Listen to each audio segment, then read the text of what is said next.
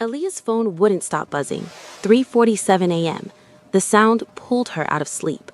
One notification, then another, then 10, then 100. The vibrations were constant now, like a swarm of angry bees trapped in her nightstand.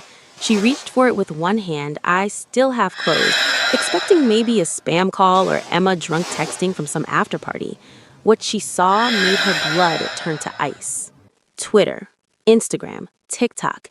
Every app was exploding with notifications. Her name was trending, #1 in South Korea, #3 worldwide. She sat up, opened Twitter with shaking hands. An account called @SoulTruthTeller had posted a thread 3 hours ago. It already had 2.4 million views. The first tweet was a photo of Aaliyah, professional headshot, except someone had written scammer across her face in red letters. The thread continued. Everyone thinks Aaliyah Mensa is a hero. Let me show you who she really is. Screenshot. Her transaction with the waiter. $200 for a fake gala invitation. Timestamped, verified. She snuck into Kang Foundation's gala illegally. Next tweet. Bankruptcy notices, her credit card statements, her overdue rent. All of it leaked, all of it real. She was 3 weeks from being homeless, desperate, and then she saw an opportunity.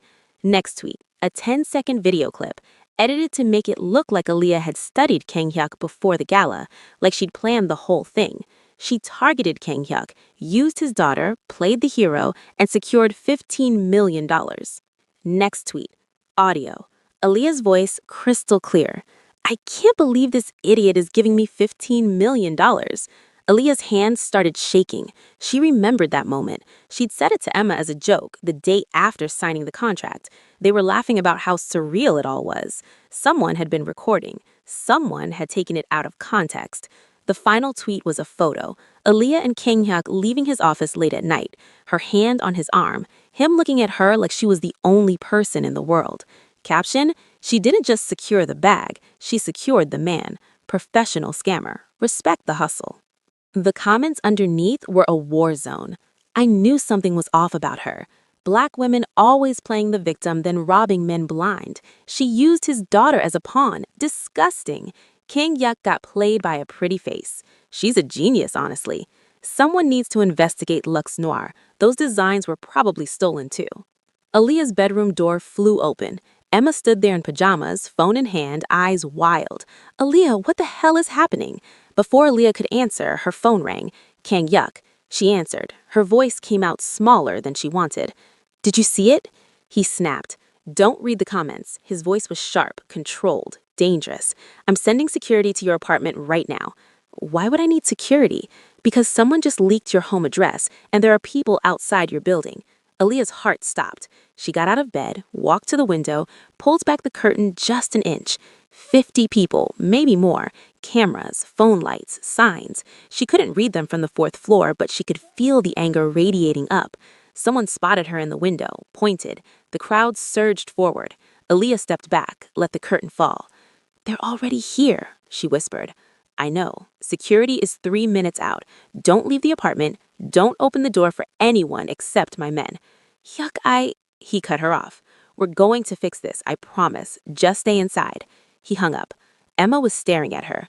Aaliyah, this is bad. This is really bad. We need to lawyer up. We need to release a statement. Aaliyah, we need to find out who's doing this. Aaliyah went to her laptop, opened it, started digging. This is Afro Soul Stories. Stay with me. You don't want to miss a second of this. And this is where everything fell apart. But to understand how we got here, we need to go back 1 month to the moment when everything seemed perfect, when Aaliyah thought she'd finally won. 1 month earlier, Seoul Fashion Week was over. Luxe Noir was the biggest story in Asian fashion. Pre-orders hit $12 million in the first week. Vogue Korea put Aaliyah on the cover.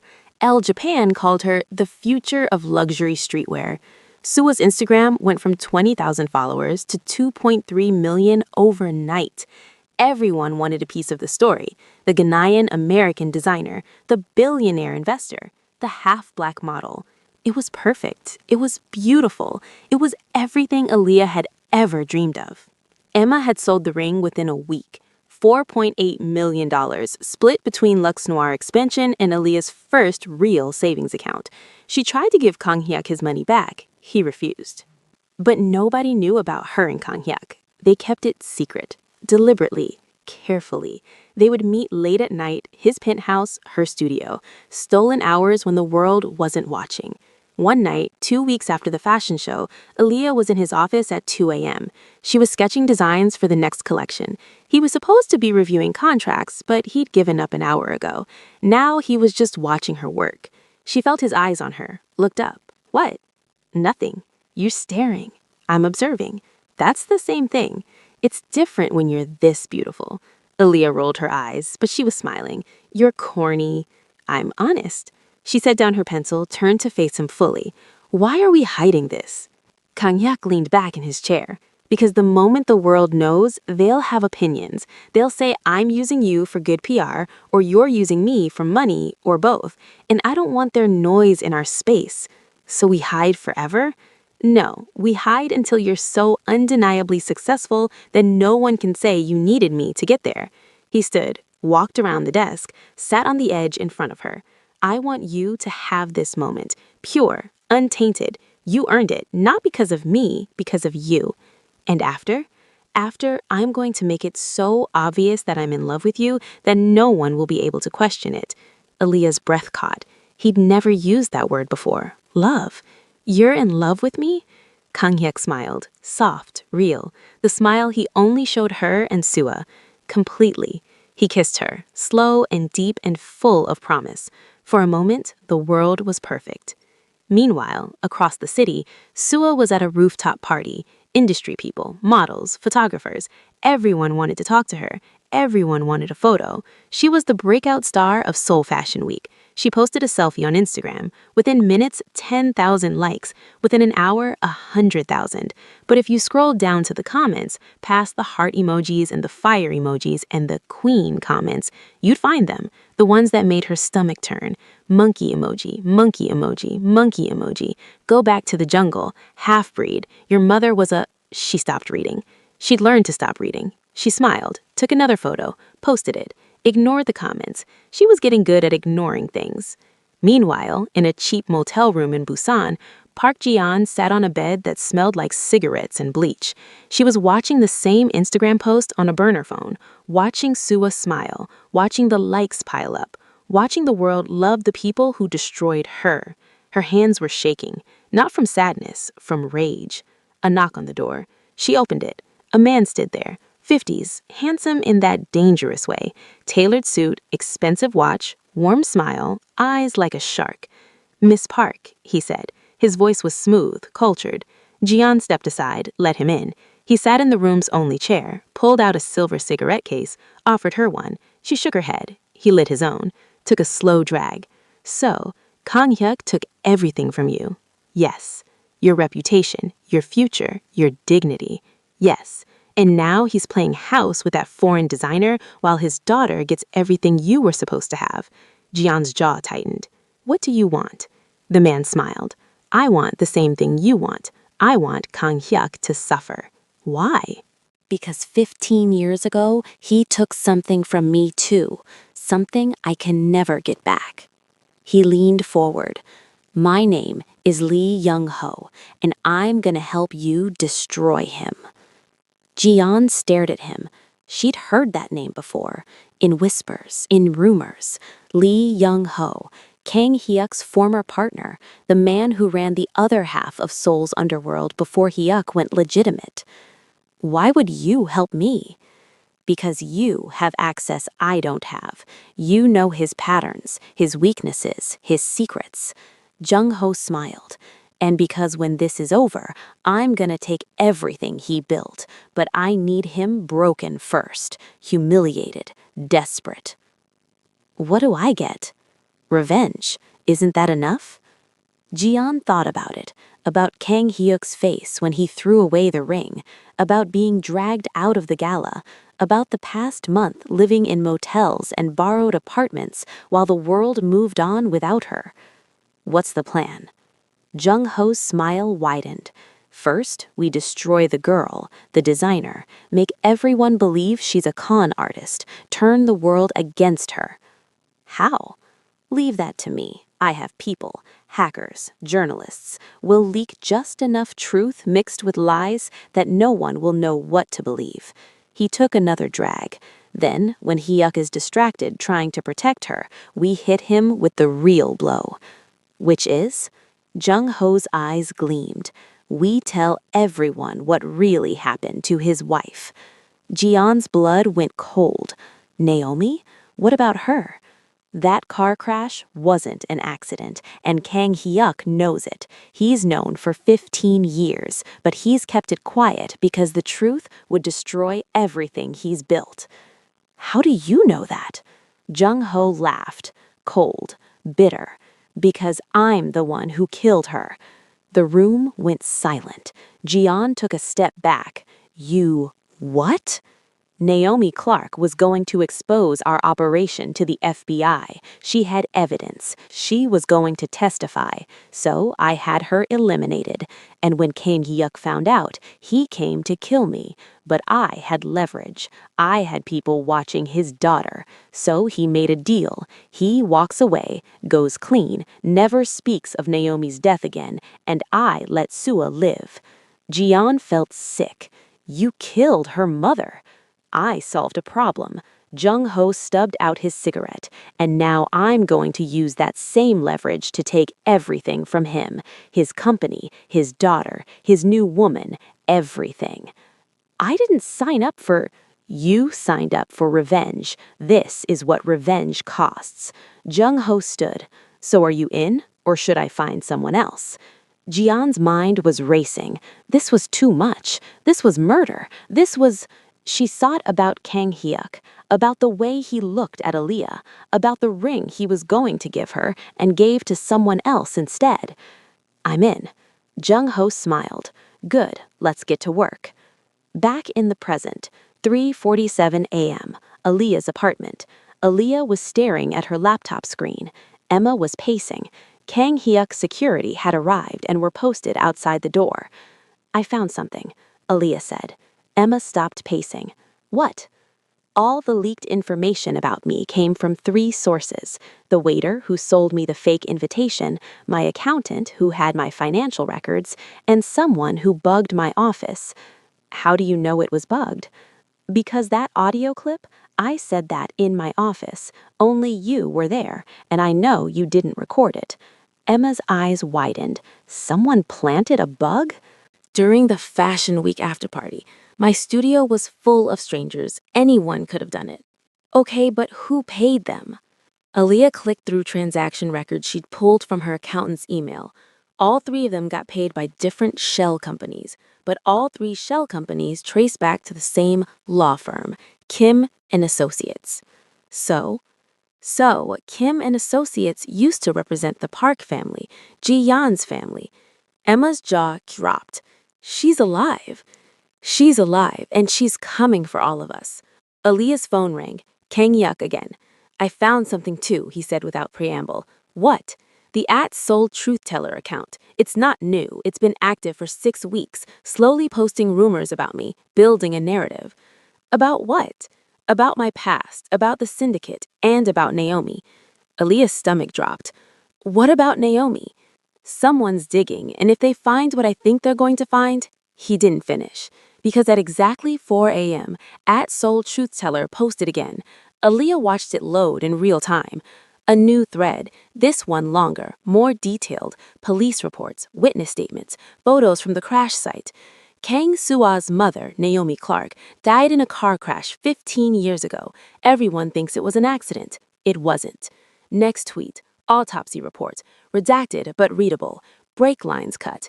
Next tweet, police investigation notes, suspected foul play, case closed due to lack of evidence. Next tweet, Kang Hyuk knew and he covered it up. Final tweet, press conference tomorrow, 10 a.m., the truth comes out. The thread went viral instantly. Within minutes, Korean news outlets were picking it up. Within an hour, international. By sunrise, it was the biggest story in Asia, and Sua saw it. She was in her apartment, alone. She'd been asleep when her phone started buzzing. She woke up, checked Twitter, and her entire world shattered. Her mother, murdered. Her father, new, for 15 years. She didn't cry. She didn't scream. She just got dressed, called a car, and went straight to her father's penthouse. She walked past his assistant, past his bodyguards, straight into his office where he was meeting with a team of lawyers trying to figure out how to respond to the thread. "Everyone out," Sua said. Her voice was calm, dead calm. The lawyers looked at Kang Yuk. He nodded. They left. The door closed. Father and daughter stood on opposite sides of the massive office. "Is it true?" Sua asked. Kang Yuk didn't lie to his daughter. Yes. The word hung in the air like smoke. For a moment, neither of them moved. Then Sua's hands curled into fists. "You knew my mother was murdered." "Yes." "For 15 years?" "Yes." "Who did it?" "Lee Jong-ho, my former partner." "Where is he now?" "Alive." Sua laughed. It was a broken sound, hollow. "You let him live." "I had no choice. There's always a choice." "Not this time." Kang Yuk stepped toward her. She stepped back, like his presence burned. "Jung-ho had people watching you. The day I found out about your mother, I went to kill him. He told me if he died, you would die within the hour. So I made a deal. I walked away. I went legitimate. I sent you to London, and he let you live. So I'm the reason you became weak? You're the reason I stayed human. I don't want to be the reason." Sua's voice broke. She was crying now, angry tears that she couldn't stop. "I don't want to be the thing that stopped you from avenging her.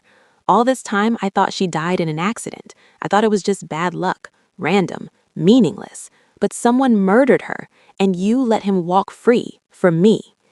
"Yes, I hate you for that." The words hit Kang Hyuk like bullets, but he didn't flinch. He just stood there, taking it.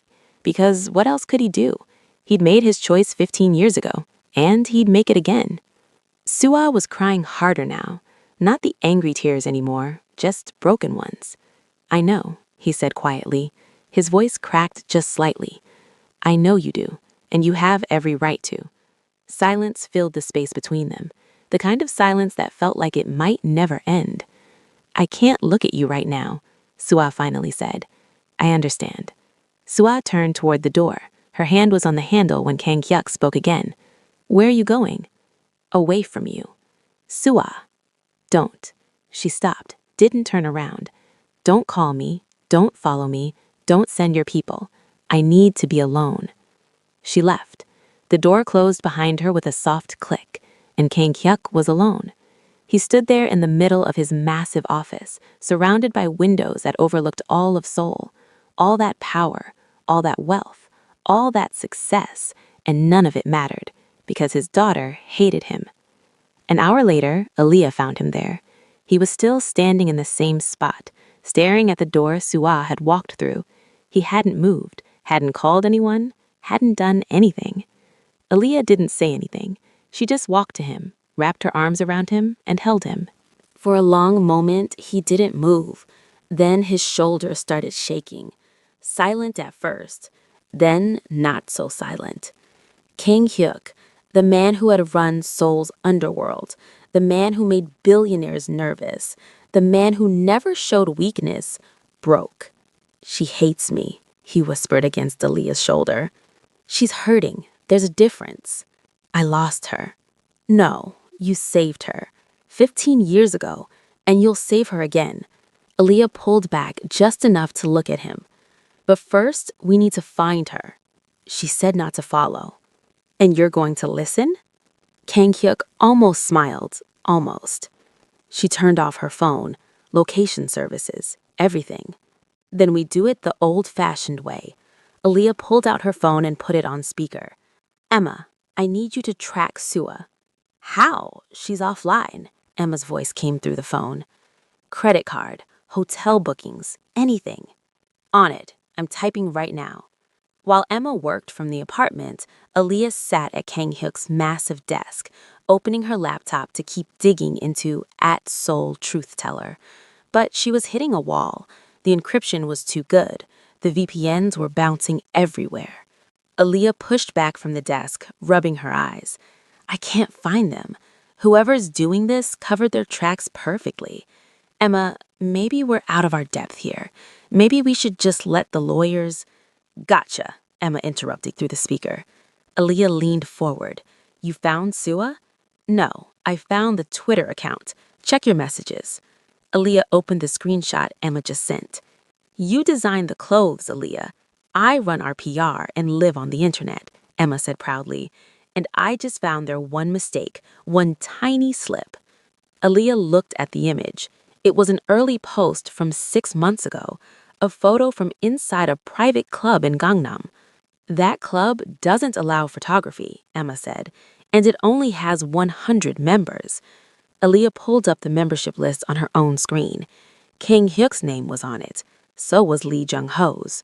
Jung-ho is behind this, Aaliyah breathed. King Hyuk looked up from across the office. What? The account, the leaks, all of it. It's Jung-ho. Why now? Because you're happy. You have Sua back. You have me. You built a legitimate empire, and he can't stand it. King Hyuk's expression darkened. Where is he? I don't know, but I know someone who might. Who? The detective who worked Naomi's case. Aaliyah had found his name in the police reports. Retired Detective Kim Sang-woo. She tracked him down to a small apartment in Nawon-gu. She went alone. King Hyuk wanted to come, but she told him no. He won't talk to you, but he might talk to me. The old detective answered the door looking exactly like someone who'd spent 30 years in homicide. Tired, weathered, sick. I know why you're here, he said before Aaliyah introduced herself. Can I come in? He stepped aside. The apartment was small, cluttered with files, an oxygen tank in the corner. He was dying, cancer probably. You want to know about Naomi Clark? Yes. I can't help you. Can't or won't? Both, he coughed, sat down heavily. That case was buried 15 years ago. King Hyuk made sure of it. He didn't kill her. I know. Lee Jung-ho did. The tiny room felt like it was shrinking. Aaliyah sat across from him, trying to process the weight of those words. Murder. Then why didn't you arrest him? She asked quietly. Because I like being alive. The detective laughed bitterly. You don't understand how things worked back then. Jung-ho and Kang Hyuk ran this city. The police were either on their payroll or too scared to act. Naomi Clark was going to testify against them to the FBI. She had evidence of their drug operation, names, dates, everything. So Jung-ho killed her. He ordered it, made it look like an accident. Aaliyah closed her eyes. A car crash, a mother bleeding out. And when Kang Hyuk found out, the detective continued, he went to war. But Jung-ho was smart. He had insurance. He had people watching Sua. Told Hyuk if he died, the kid died too. So Hyuk backed down? He made a deal, walked away from the life, sent his daughter to London, never spoke about Naomi's murder again. But going fully legitimate took years. Some of his subsidiaries were still running dirty operations for a long time. He had to clean them up slowly, quietly, and Jung-ho kept his word. The detective paused, looked at the window. For 15 years, he left them alone. Until now. Until now. The detective coughed again, harder this time. Jung-ho can't stand that Hyuk is happy, that he's successful, that he escaped, so he's going to take it all away. How? By making Hyuk choose again between his daughter and his empire, but this time he won't be able to protect both. Aaliyah's phone buzzed. Emma. Found her. She used her credit card at the Shilla Hotel, Gangnam. Aaliyah's blood turned to ice. The Shilla Hotel, where Lee Jung-ho owned the penthouse. She stood. Where is Jung-ho now? The detective met her eyes. If that girl is at his hotel, you need to get her out right now. Aaliyah was already running. She called Kang Hyuk from the car. Sua's at the Shilla Hotel. Jung-ho's hotel. I know, I'm 2 minutes away. Aaliyah, do not go in there alone. He will kill you. He won't kill me in a hotel full of witnesses. You don't know him like I do. I don't have time to wait. Just get here. She hung up. The car pulled up outside the hotel. Aaliyah jumped out before it fully stopped, but then she froze. Her hand was on the door handle, but she couldn't move. She was terrified. This wasn't her fight. This wasn't her world. She was a designer, not a bodyguard. If she walked in there and Jung-ho decided to make her an example, who would stop him? She sat there, paralyzed by fear for 3 full seconds. Then Emma's voice came through the phone, which was still connected to the car's Bluetooth. "Girl, if you don't go save that child..." Aaliyah moved. She ran inside. The lobby was pristine, marble and gold and chandeliers, security everywhere. And there was Sua, standing by the elevators, finger hovering over the button for the penthouse. "Sua!" Sua turned. Her eyes were red and swollen. She'd been crying for hours. "Go home, Aaliyah. You can't do this. He killed my mother. I know, and he wants you to come up there. That's the plan. He leaks the truth, you come for revenge, and he kills you, and your father has to watch. I don't care." "I do." Aaliyah stepped closer. "Sua, listen to me. Your father spent 15 years keeping you alive. Don't waste that now." "He should have told me the truth." "You're right, he should have. But he didn't, because he loves you more than he loves himself, more than he loves justice, more than anything." Aaliyah's voice cracked. "And if you go up there and die, it will destroy him." Sua was crying again. "I don't know what to do. I'm so angry. I'm so tired." "I know. I want him to pay." "He will, but not like this." The elevator doors opened. Lee Jung-ho stepped out. He was exactly as the detective described. Handsome, tailored, warm smile, dead eyes. The kind of man who looked like he belonged in boardrooms and charity galas, not in the underworld. That was what made him dangerous. "Sua," he said warmly, like greeting an old friend, like he had any right to say her name. He stopped a few feet away, looked at her face, studied it the way you'd study a painting. "You look just like your mother." The words hung in the air. Sua froze, every muscle in her body locked, because this man, this stranger in the expensive suit with the warm smile, was the man who killed Naomi, and he was talking about her like she was an old friend. Jung-ho approached. His security detail moved with him, but stayed back, professional, quiet. "I'm so sorry for your loss. Naomi was a beautiful woman. What happened to her was tragic." Aaliyah stepped between them. "We're leaving." Jung-ho looked at her, really looked, like examining a specimen. Aaliyah Mensa, the hero of the gala, the woman who saved this girl's life. He smiled. "And now you're sleeping with her father. That's poetic."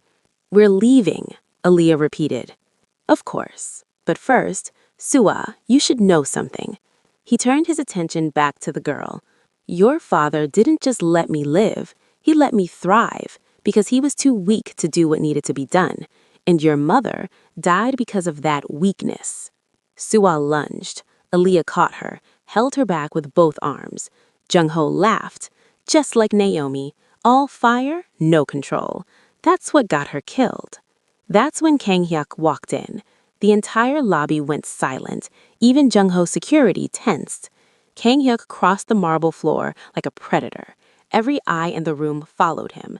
He didn't look at Jung-ho. He went straight to his daughter, took her gently from Aaliyah's arms, held her.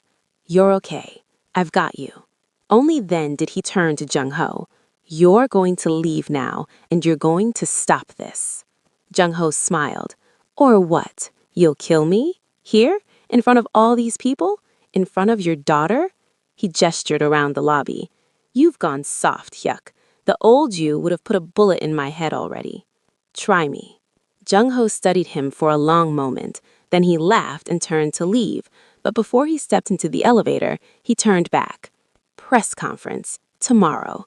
10 a.m. Grand Hyatt. I'm telling the world everything. Every crime you committed, every person you killed, every deal you made. Your empire ends tomorrow, Hyuk." His smile widened. "And there's nothing you can do about it." The elevator doors closed. Kang Hyuk stood there, Sua in his arms, Aaliyah beside him, security everywhere, and no way out. That night, Kang Hyuk's penthouse. Sua was asleep in the guest room. Finally, She'd cried herself to exhaustion. Emma had arrived with food no one was eating. She sat on the couch, laptop open, monitoring the social media wildfire. Aaliyah and Kang Hyuk sat across from each other at the dining table. Between them was the impossible problem. "I have a plan," Kang Hyuk said. Aaliyah looked up. "I turned myself in before the press conference. I confess to everything. Take full responsibility. Jung-ho gets what he wants. My empire falls. But you and Suwa will be safe." "No!" "It's the only way." "It's not." "Aaliyah, listen to me." She leaned forward. "Jung-ho doesn't just want you destroyed. He wants you humiliated. He wants the world to see you fall. That's his revenge." "Yes. So we give him that, but on our terms." Kang Hyuk frowned. "I don't understand." "We go to the press conference and we tell the truth. All of it. Your past, Naomi's murder, the deal you made, everything." "That destroys me." "No, it makes you human." Aaliyah reached across the table, took his hand. "Right now, you're Kang Hyuk, the untouchable billionaire, the former crime boss, the man who scares everyone. But if you go in front of those cameras and tell them you're a father who made a deal with the devil to save his daughter, that's different. The law won't care. Maybe not, but people will. And people have power. You're asking me to trust the world. I'm asking you to trust me." Kang Hyuk looked at her. This woman who kicked down a bathroom door to save his daughter, who built a fashion empire in 6 weeks, who was now asking him to put his entire life in her hands. He nodded slowly. "Okay." Before they could plan further, Aaliyah's phone rang. Unknown number. She answered. "Hello?" A woman's voice, shaking, terrified, crying. "Aaliyah, you need to listen to me." Aaliyah's blood went cold. "Jiyeon?" Kang Hyuk's head snapped up. "I made a mistake," Jiyeon sobbed. "I thought Jung-ho just wanted revenge. I thought he just wanted to hurt Hyuk, but he doesn't. He wants him dead, and he's going to kill him at the press conference tomorrow." "What are you—" "I'm sorry. I'm so sorry. I didn't know he would go this far. I didn't know he—" Gunshot. The line went dead. Aaliyah's phone dropped from her hand. "What happened?" Kang Hyuk asked. Aaliyah couldn't speak. Her phone buzzed again. Video message. Unknown sender. She picked it up with shaking hands, opened it. Lee Jung-ho filled the screen, sitting in a leather chair, smoking. Behind him, barely visible in the background, was Jiyeon's body. "Hello, Aaliyah," Jung-ho said pleasantly. "I assume Kang Hyuk is with you. Good. I want him to see this." He leaned forward, looked directly into the camera. "Tomorrow at 10 a.m., Hyuk, you're going to come to my press conference. You're going to stand in front of those cameras and confess to everything, every crime, every murder, every sin. And then you're going to announce that you're stepping down from K Group and transferring full control to me." He took a drag from his cigarette. "If you don't, I will release a second video, the security footage from the night your wife died, unedited, 30 minutes of her begging for her life before my men cut her brake lines, and I will make sure Suwa sees it first." The screen went black. Text appeared. "You have 11 hours. Choose wisely." Aaliyah and Kang Hyuk stared at each other. Emma dropped her laptop, her hands in her hair. "Oh my God! Oh my God! Emma! A woman just died! Aaliyah, she just got murdered on the phone!" Emma's voice was rising to a panic. "We make clothes. We design streetwear. We are not equipped for this. We need to go to the police. We need to run, or we are going to die next." Aaliyah froze. The adrenaline faded, leaving nothing but cold, paralyzing terror. Emma was right. They were entirely out of their depth. Aaliyah looked at the black screen of the phone, looked at Kang Hyuk's devastated face. For a long, terrifying second, she wanted to run. She wanted to pack a bag, get on a plane to Brooklyn, and never look back. It would be so easy to walk away. But she looked at Kang Hyuk, the man who protected her when she was nobody. She took a deep, shaking breath, pushed the fear down. "We're not running," Aaliyah said, softly, her voice steadying. "We call the only person who can help us now." King Yuk stopped pacing. Who? Someone who knows Jung-ho better than anyone. Someone who has just as much reason to want him dead. She pulled out her phone, started scrolling through contacts. What are you doing? Making an alliance. She found what she was looking for. A number she'd gotten from the retired detective. A number she'd hoped she'd never have to use. She dialed. A voice answered. Male. Rough. Suspicious. Who is this? My name is Aaliyah Mensa, and I need to speak to whoever ran Seoul before King Yuk did. Silence. Then, why? Because Lee Jung-ho is about to take over the city, and I don't think you want that any more than we do. Another pause. Longer this time. What are you proposing? A meeting. Tonight. We have a mutual problem. Maybe we can solve it together. Where? Itaewon. 1 hour. I'll send the address. Come alone. No. Kang Yuk comes with me. That's not going to work. Make it work, or watch Jung-ho become the only power in Seoul. Aaliyah's voice was steel. Your choice. She could hear breathing on the other end, thinking. 1 hour. Itaewon. If this is a trap, it's not. It better not be. The line went dead. Kang Yuk was staring at her. Do you have any idea what you just did? I just made an alliance with your enemies. They will kill you. Maybe. Or maybe they'll help us kill Jung-ho first. She grabbed her jacket. Are you coming or not? King Yuk looked at her, this woman who appeared in his life 1 month ago and changed everything, who kicked down a door for his daughter, who fought for him when she had every reason to walk away, who was now walking into the lion's den to save his life. He had never loved anyone more. I'm coming. Emma stood up. She was still shaking, but her voice was steady. You're both insane. Probably, Aaliyah said. Stay here, watch Sua. If we're not back in 3 hours. Don't finish that sentence. Aaliyah hugged her. 3 hours. They left. The drive to Itaewon was silent. Kang Yuk's security followed in another car. The city passed by in streaks of neon and shadow. You don't have to do this, Kang Yuk said. Yes, I do. Why? Aaliyah looked at him, really looked at him. This man who had saved her brand, who believed in her when no one else did, who was about to walk into a war zone and might not walk back out. Because I love you. She said it simply, quietly, like it was the easiest truth in the world. And because I'm tired of running. It was the first time she'd said it out loud. Kang Yuk went very still. Then he reached over, took her hand, held it like she was the only thing keeping him anchored to earth. He didn't say it back, not yet, but the way he looked at her said everything. When this is over, you're taking me on a real date, somewhere public, somewhere the whole world can see. Deal. They pulled up to an old restaurant in Itaewon, closed for renovation, but the lights were on inside. Kang Yuk's security checked the perimeter, gave the all clear. Aaliyah and Kang Yuk walked in together.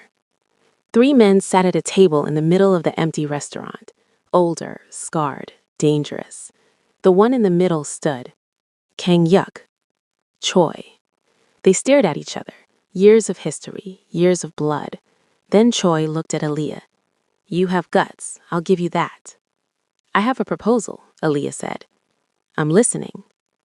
Lee Jung-ho is holding a press conference tomorrow. He's going to destroy Kang Yuk publicly, take over K-Group, and then he's going to come for you. Jung-ho doesn't scare me. He should, because once he controls K-Group, he controls half the legitimate business in Seoul and the other half of the underworld. That makes him untouchable. Choi sat back down, lit a cigarette. So what do you want? Help us stop him. Why would I help Kang Yuk? He's been my enemy for 20 years. Because Jung-ho is everyone's enemy, and if we don't stop him tomorrow, we never will. Choi smiled. You're smart. I see why he likes you. He looked at Kang Yuk. What's in it for me? Jung-ho's territory, Kang Yuk said. When this is over, I stay legitimate, you take his operation. We stay out of each other's way. And if you're lying, then I'll be in prison or dead. Either way, you win. Choi considered this, tapped ash from his cigarette. What's your plan? Aaliyah and Kang Yuk exchanged a look. We're still working on that part, Aaliyah admitted. Choi laughed. You came here without a plan? We came here with the beginning of one. We need you for the ending. Choi studied them both. Then he nodded. Okay, I'm in, but we do this my way. What's your way? Choi smiled. Jung-ho wants a press conference? Let's give him one he'll never forget. He leaned forward and started talking. 2 hours later, Aaliyah and Kang Yuk left the restaurant. They had a plan. It was insane. It was dangerous. It would probably get them killed, but it was a plan. In the car, Kang Yuk turned to Aaliyah. Thank you. For what? For not giving up on me. I'm not done with you yet, she smiled. You still owe me that public date. After tomorrow, the whole world will know about us. Good. He kissed her, deep and desperate and full of everything they hadn't said. When they pulled apart, Aaliyah checked her phone. 11 p.m. 11 hours until the press conference. 11 hours until everything ended, or everything began. She looked at Kang Yuk. Are you ready? He took her hand. Let's finish this. But neither of them saw the notification that popped up on Aaliyah's phone as they drove away. A message from @SoulTruthTeller, posted 2 minutes ago. A photo of them leaving the restaurant in Itaewon. Caption, Kang Yuk making deals with gangsters the night before his confession. This man will never change. The posts already had 50,000 views. Jung-ho was watching, and he was ready. 11 hours until the press conference, and everything changes. If this story had you hooked, then you already know this isn't over. Subscribe, hit the notification so you don't miss what happens next. Drop your thoughts in the comments. What do you think will happen at the press conference? Like and share this story so others can experience it too. Because the next move, it changes everything.